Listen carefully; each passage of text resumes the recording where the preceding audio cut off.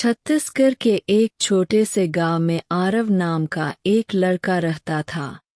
बाकी बच्चों के लिए आसमान सिर्फ एक दृश्य था, लेकिन आरव के लिए वो एक सपना था, उड़ने का सपना।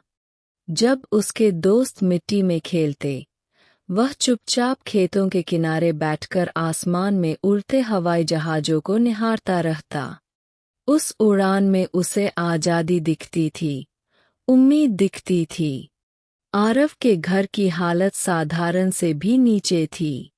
उसके पिता एक किसान थे, जो दिन-रात खेतों में मेहनत करते। माँ मिट्टी के चूल्हे पर खाना बनाती। बिजली अक्सर रहती नहीं थी, और पढ़ाई के लिए न तो कोचिंग थी, न इंटरनेट की सुविधा। लेकिन आरव ने ठान लिया था, उसे पायलट बनना है। उसके पास न किताबें थीं, न पैसे, लेकिन उसकी आंखों में आग थी। हर दिन वह गांव की पुरानी लाइब्रेरी जाता। वहाँ के अखबारों और फटे पुराने मैगजीन से वह हवाई जहाज़ों और एनडीए, नेशनल डिफेंस एकेडमी, के बारे में जानकारी इकट्ठा करता। सो जाते, तब वह टॉर्च की रोशनी में पढ़ाई करता। मोबाइल में फ्री यूट्यूब वीडियो देखकर वह अपने सपने की सीढ़ियाँ चढ़ रहा था। 10वीं में उसने जिले में टॉप किया। 12वीं में भी शानदार नंबर आए। लेकिन अब असली लड़ाई शुरू हुई थी। एनडीए का सपना आसान नहीं था। पायलट बनने के लिए लाखों रुपए लगते थे। और आरव के घर में तो चावल भी तौल कर खाया जाता था।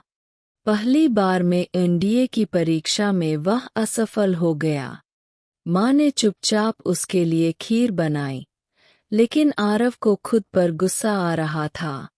उसने फिर से कोशिश की। इस बार वह पास हो गया। घर में सब खुशी से झूम उठे। पर किस्मत को शायद अभी और परीक्षा लेनी थी। मेडिकल टेस्ट के दौरान डॉक्टर ने उसकी एक आंख में हल्की कमजोरी पाई। रिपोर्ट में लिखा था, not fit for flying branch. उसके सारे सपने वहीं रुक गए। उसे लगा जैसे किसी ने उसके पंख तोड़ दिए हों। वो कमरे में चुपचाप बैठा रहा, कई दिन। फिर एक दिन, उसने अपनी पुरानी डायरी खोली। अगर उड़ नहीं सकते तो दौड़ो। अगर मैं उड़ नहीं सकता, तो औरों को उड़ाना सिखाऊंगा। अगर मैं उड़ नहीं सकता, तो औरों को उड़ाना सिखाऊंगा। वहाँ वह एनडीए, सीडीएस और एयरफोर्स की तैयारी के लिए वीडियो डालने लगा। गांव का लड़का अब पूरे देश के बच्चों का गुरु बन गया था। धीरे धीरे हजारों बच्चे उससे जुड़ने लगे।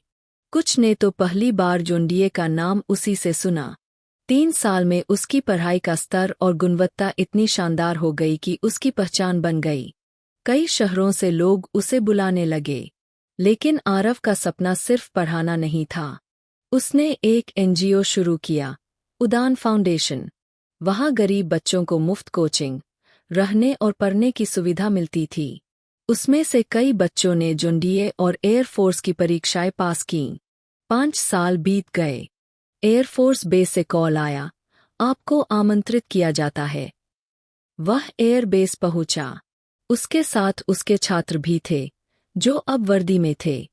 एक फ्लाइंग ऑफिसर उसके पास आया, सैल्यूट किया और कहा, सर, मैं आज जहां हूं, वो आपके कारण हूं। आरव की आंखें भर आईं। उसने आसमान की ओर देखा और मुस्कुराया। अब उसे समझ आया, उसकी उड़ान अधूरी नहीं थी।